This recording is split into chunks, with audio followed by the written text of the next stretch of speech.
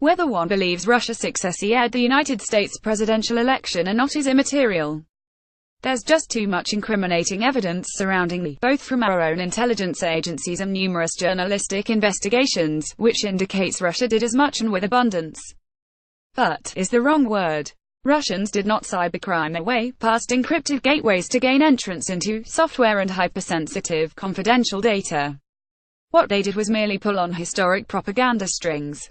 Negative relations between Russia and the United States go back a century, at the least.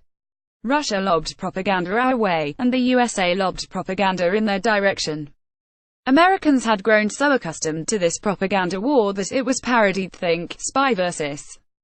Spy comics in Mad Magazine. Rather than thinking in terms of and reference that owes its existence to the totality of the 21st century, it's best to think in terms of continuity. Yes, the Cold War is over. We won. Or at least that's what Francis Fukuyama thought when he impetuously authored The End of History.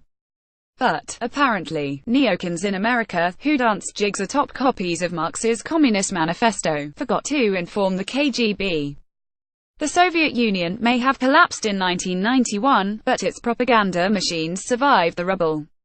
When the dust settled and a former KGB agent came to power, Putin not only took control of the country but updated Russia's ossified and losing propaganda wing. Gone was Soviet Union 1.0, in its place arose a new and improved Russia 2.0, replete with Twitter and Facebook accounts.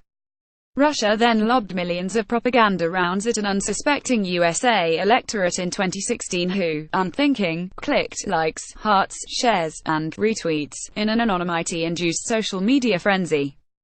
Russia loaded its distortions in the chamber. Americans pulled the trigger. It's as if the United States has forgotten how to win a propaganda war.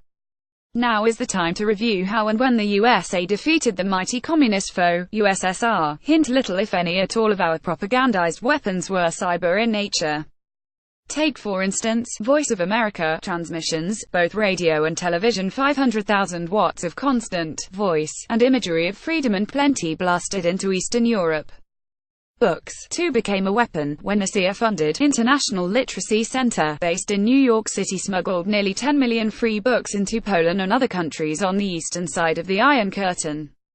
The State Department sponsored jazz tours inviting Dizzy Gillespie, Dave Brubeck, Louis Armstrong, Duke Ellington, Benny Goodman, and others to play in Eastern Europe or within the Soviet Union itself.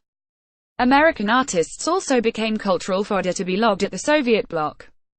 The CIA teamed up with MoMA Museum of Modern Art to promote America's freedoms against Russian regimentations. What we wore became political. Who knew that bell-bottomed jeans would fetch such high prices in the Soviets' black market? Then there's the case of whether Julia Child, who once worked for the OSS during World War II and whose husband worked for the State Department throughout the 1950s, was also a deployed USA-backed cultural weapon lobbed at Europe East and West to promote traditional French cooking. When it came to expressions of American freedoms, nothing, not even the art of Jackson Pollock. Conservatives alleged Pollock had ties to communists in the 1930s was held back. It can be argued that American culture, and the pure physicality of it, assisted in bringing down the communist foe known as the former Soviet Union.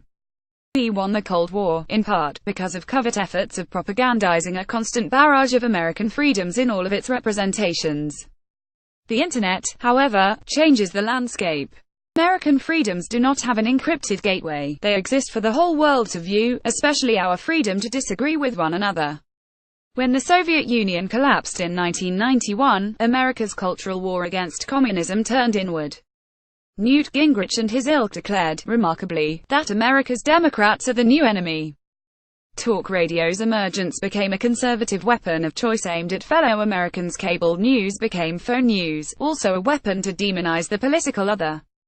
As this new weird war emerged, so too did the Internet, buoyed by fiber optics, bandwidth, and misinformation. With the ascent of Facebook and Twitter, cute cuddly cat memes devolved into Photoshop pieces of propaganda meant to damage and weaken, well, us.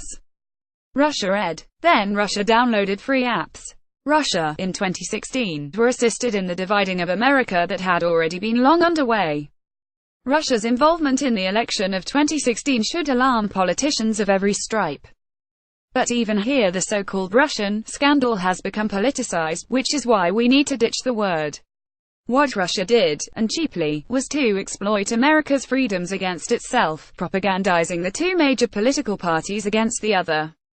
Looking at Russia's involvement in the 2016 election as part of a long, East versus West, spy versus spy continuity rather than some newly and, therefore, randomized oddity may awaken policymakers in this country to prevent a future 2016.